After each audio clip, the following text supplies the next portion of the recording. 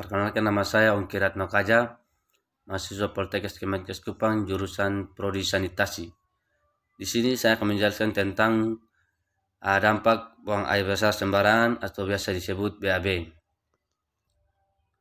Perilaku buang air besar sembarangan atau BAB masih terjadi di Indonesia. Sejumlah daerah masyarakat masih BAB sembarangan di kali atau sungai. Mereka pun bisa mandi dan mencuci pakaian di sungai yang sama. Akibatnya, mereka rentan terkena penyakit diare.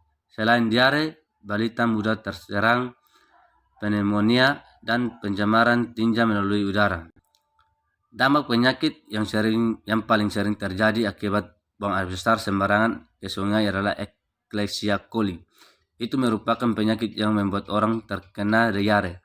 Setelah itu bisa menjadi dehidrasi, lalu terkena kondisi tubuh turun, maka masuklah penyakit-penyakit lain.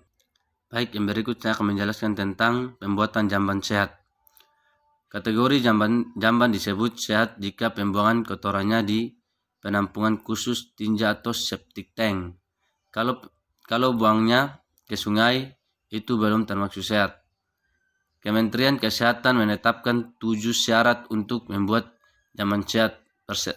Persyaratan tersebut adalah: yang pertama, tidak mencemari air. Saat menggali tanah untuk lubang kotoran, usahakan agar dasar lubang kotoran tidak mencapai permukaan air tanah.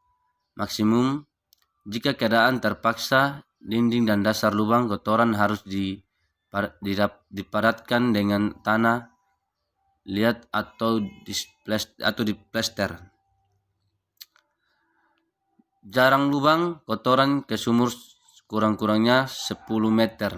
Letak lubang kotoran lebih rendah daripada letak sumur agar air kotor dari lubang kotoran tidak merembes dan mencemari sumur. Tidak membuang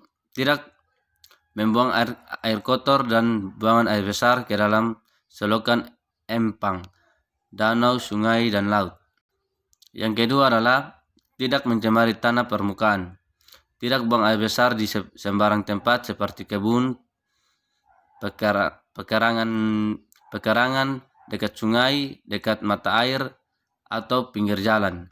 Jamban yang sudah penuh agar segera disedot untuk dikuras kotorannya dan dikuras, kemudian kotorannya ditimbun di lubang galian. Yang ketiga adalah tidak menimbulkan bau dan nyaman digunakan. Yang keempat, aman digunakan oleh pemakainya. Yang kelima, mudah dibersihkan dan tidak menimbulkan gangguan bagi pemakainya. Yang terakhir adalah tidak menimbulkan pandangan yang kurang sopan. Untuk menjaga kesehatan dan juga kebersihan lingkungan, maka disarankan untuk tidak buang air besar sembarangan karena dapat menyebabkan gangguan kesehatan dan juga penyakit diare bagi tubuh dan kesehatan kita manusia. Mungkin hanya ini dari saya. Sekian dan terima kasih.